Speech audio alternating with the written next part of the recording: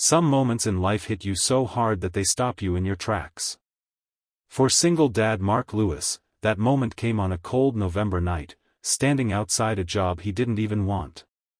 The wind was freezing, the parking lot was empty, and he wondered if he had just made the biggest mistake of his life. But what he didn't know was that this unwanted job would change everything, not just for him, but for his little daughter, Emily, and even for the strangers whose lives he was about to touch. Sometimes the best blessings don't come wrapped in comfort. Sometimes they show up disguised as struggle.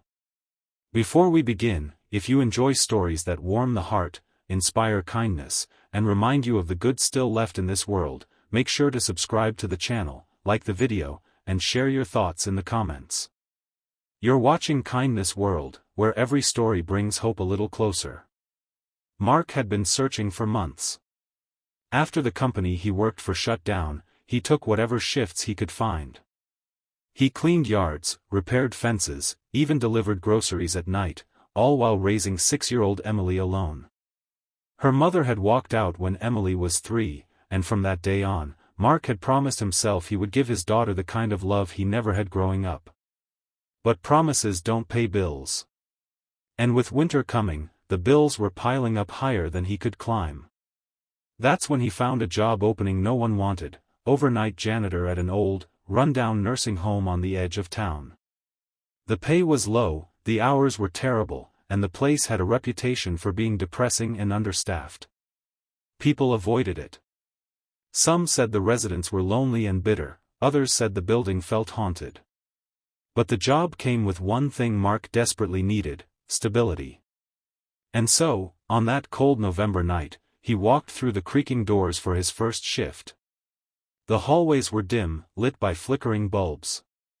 The smell of disinfectant mixed with something older, loneliness. Mark took a deep breath and reminded himself why he was there. Emily. Always Emily. He started by emptying trash bins, sweeping floors, and wiping down windows that hadn't been cleaned properly in months. As he worked, he noticed something. Every door he passed had a nameplate. Each door represented a life, a story, someone's mother, father, or grandparent. Many of them had no visitors. That realization hit him in the heart. Around 2 a.m., Mark heard soft sobbing coming from one of the rooms. He hesitated, then gently knocked and peeked inside. An elderly woman named Mrs. Parker sat on the edge of her bed, her eyes red with tears. She was clutching an old photograph, her late husband. "I'm sorry," Mark whispered, not wanting to intrude. "Is everything all right?" She looked up at him, surprised anyone even bothered to ask. "It's been 23 years today," she said. "I just miss him. No one here remembers." Mark stepped inside slowly. He wasn't supposed to, but something in his heart didn't let him walk away. He sat with her for a few minutes, letting her talk.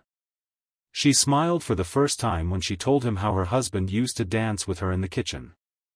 "You're a good boy," she whispered. "Thank you." When Mark left her room, he felt something stir inside him, something deeper than responsibility. Maybe kindness wasn't just something people received. Maybe it was something people needed to give. Night after night, Mark's job turned into more than sweeping floors. He was the one who noticed when Mr. Daniels couldn't sleep because his oxygen tube was tangled. He was the one who took the time to bring an extra blanket to Mrs. Lopez on cold nights, even though it wasn't part of his duties. He greeted each resident like they mattered, because they did. Word spread through the nursing home. "The new janitor is different," the nurses said. "He actually cares." One morning, as Mark was finishing his shift, the head nurse called him into her office. He worried he had done something wrong. Instead, she smiled and said, "The residents adore you. We're short-staffed, would you consider training to become a care aide? It would mean better pay, better hours, and a future. A real future." Mark agreed. Training wasn't easy. He studied after putting Emily to bed, often late into the night. He practiced lifting techniques, learned about dementia, medications, safety procedures, everything he needed to support the residents properly. Emily would sit beside him at the kitchen table, coloring while he highlighted pages. "Daddy," she would say, "you're gonna be the best helper ever." And in many ways, she was right. Because he wasn't doing this for a job anymore. He was doing it because he cared, because these people had become part of his life. One snowy evening, something happened that would change everything. As Mark was helping Mrs. Parker get ready for bed, she took his hand and said, "You remind me of my son. He stopped visiting years ago. I don't know why. But when you're here, I feel less forgotten." Those words cracked something inside him. He knew what it felt like to be forgotten. And he knew he never wanted anyone else to feel that way.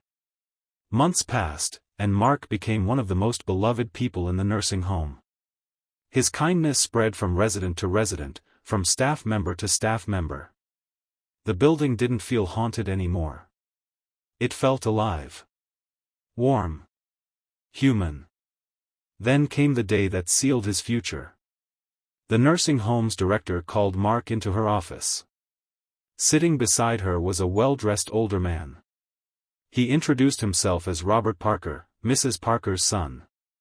He explained that his mother had passed peacefully in her sleep the night before, holding a small note Mark had written for her on her birthday.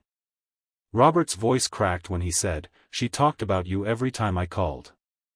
You made her last months full of dignity and kindness." Then he handed Mark an envelope. Inside was a letter from Mrs. Parker and a check. A large one. In her letter, she wrote, "You brought light into a place most people avoid. Use this gift to build a life for you and Emily. Let kindness lead you. It always will." Tears streamed down Mark's face. That moment changed everything. He used the money to go back to school, becoming a certified nursing assistant, and later, a nurse. The job he never wanted became the opportunity he always needed. And the nursing home? It transformed. Not because of money. But because kindness had become contagious. One man's compassion spread across an entire building, and then to his daughter, who looked up to him with pride every single day. Mark's life didn't become perfect. But it became meaningful. And sometimes, that's better than perfect. Because the job nobody wanted, became the best decision of his life. And it all started with kindness. Remember, the world doesn't change all at once.